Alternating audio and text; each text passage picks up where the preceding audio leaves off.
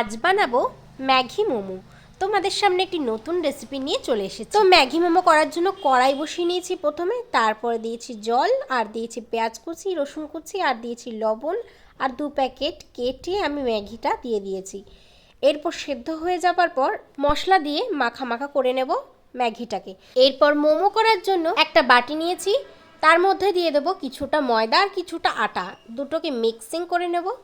তারপরে লবণ, চিনি, তেল দিয়ে ভালো করে ময়াম দিয়ে নেব ময়দাটাকে। এরপর আমি একটু জল দিয়ে ভালো করে আমি মেখে নেব ময়দাটাকে। এরপর গোল গোল করে লেচি কেটে মোমোর শেপের আকারে ডিজাইন করে নেব। গরম জল বসিয়ে দিয়েছি, আর ভাপ দেওয়ার জন্য ফুটো প্লেটের মধ্যে আমি দিয়েছি তেল ব্রাশ করে আমি বসিয়ে দিয়েছি মোমোগুলো ভাপে। কিছুক্ষণ ভাপে রাখার পর আমি মোমোগুলো তুলে নিয়েছি, একদম রেস্টুরেন্টের মতো কিন্তু ম্যাগি মোমো, এটা বাড়িতে বানানো।